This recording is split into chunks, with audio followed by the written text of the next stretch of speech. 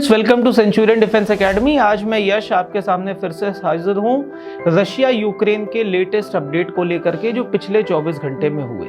अगर आपने पिछले 24 घंटे का स्टेटस देखा होगा तो आपने एक चीज देखा होगा कि यूक्रेनियन प्रेसिडेंट सामने आ गए हैं और उन्होंने पूरी तरीके से कमान संभाल ली है यूक्रेनियन फोर्सेस की।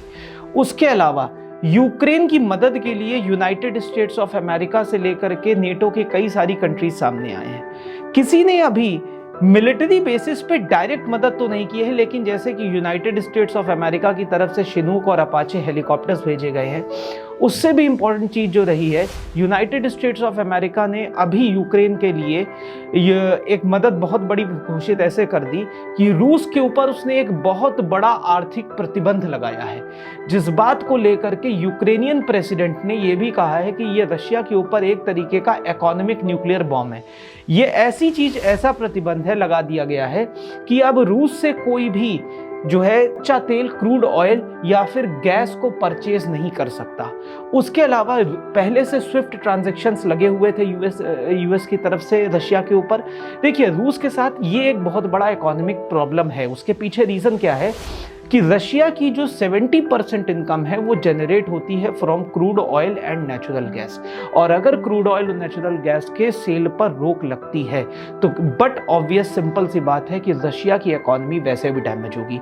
रशियन इकोनॉमी ऑलरेडी काफ़ी ज़्यादा समस्याओं से जूझ रही है, क्योंकि रशिया के सामने इस समय जो दिक्कत आ रही है, लगातार उनके देश में महंगाई बढ़ती जा रही है। प्रेसिडेंट पुतिन ने अपने देश के अंदर जो है टैक्सेस को, कई तरीके के टैक्सेस को बढ़ा करके 20% तक बढ़ाया है, ताकि किसी तरीके से इकोनॉमी को हैंडल किया जा सके। दूसरी बात रही, अब अगर हम बॉर्डर के सिचुएशन की हम बात करें तो देखिए साहब, कीव के रीजन को चारों तरफ से घेर रखा हुआ है, अंदर लगातार बॉम्बार्डिंग चल रही है, लेकिन यूक्रेनियंस का भी दावा गजब का है। यूक्रेन से आज एक दावा सामने आया कि आज क्या मतलब, कल रात को सुबह तकरीबन 3 बजे करीब ये बात सामने आई कि यूक्रेनियंस ने रशिया का एक चॉपर गिरा दिया है और उसकी बाकायदा फोटोग्राफ वगैरह, उसकी प्रॉपर फुटेज जो है रिलीज की गई है। यूक्रेन की तरफ से दावा है कि अब तक उन्होंने 11,000 से ऊपर रूसी सोल्जर्स को मार दिया है। उसके अलावा दूसरा एक और दिक्कत जो सामने आई है, यूक्रेन में भी आम सिविलियंस की मौतें हो रही हैं। इसमें जो सबसे बड़ा दावा ये रहा है कि लगभग 38 छोटी उम्र के बच्चे लगातार इस बॉम्बार्डिंग की वजह से मारे गए हैं। तो ये भी एक बहुत बड़ी समस्या के तौर पे सामने आया है, और 71 बच्चे ऐसे हैं जो सीरियस हालत में इंजर्ड होकर के अस्पतालों में भर्ती हैं। ऊपर से यूक्रेन को कीव को चारों तरफ से घेर लेने की वजह से प्रॉब्लम क्या हो गई है कि वह कीव के अंदर अब किसी भी तरीके की कोई बाहर से सप्लाई नहीं जा पा रही है।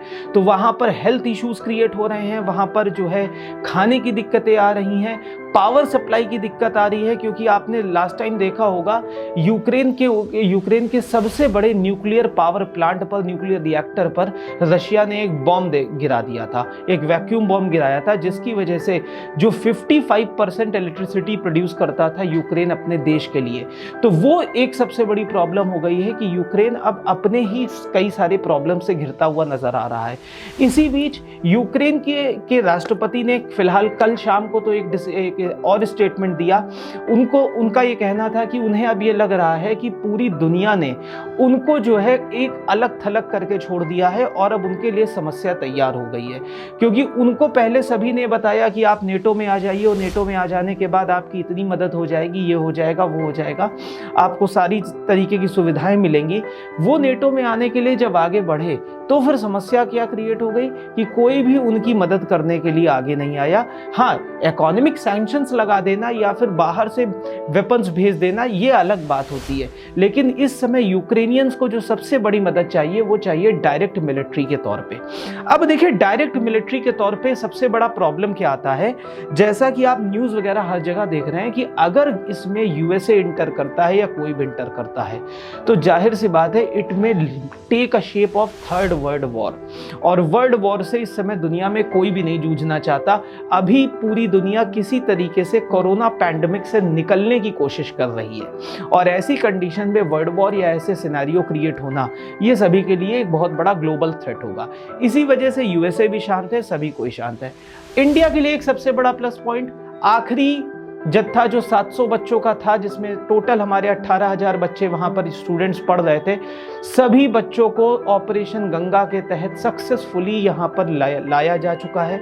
अब हिंदुस्तानी कोई भी नहीं है वहां पर और सभी लोग सेफली घर आ चुके हैं। हाँ, ये बात सच है कि इसमें एक व्यक्ति की, एक भारतीय स्टूडेंट की मृत्यु हुई है, जो कि एक काफ़ी दुखद घटना रही है। अदरवाइज बाकी सभी को वापस लाया जा चुका है। इंडिया का भी स्टैंड अभी बिल्कुल वेट एंड वॉच पॉलिसी का है। मैंने आपको लास्ट वीडियो में बताया भी था कि हमारे प्राइम मिनिस्टर ने यूक्रेनियन प्रेसिडेंट और रशियन प्रेसिडेंट दोनों से बात की और दोनों लोगों को एक बड़ी अच्छी सलाह दी थी कि इधर उधर दुनिया के चक्कर में पड़ने से फार बेटर है एक दूसरे से आपस में बात करें।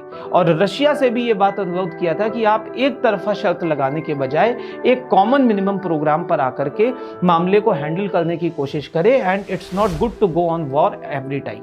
सो hope for the best. Whatever will be the new updates in next 24 hours, I'll be coming with you tomorrow. Thank you. Jai Hind.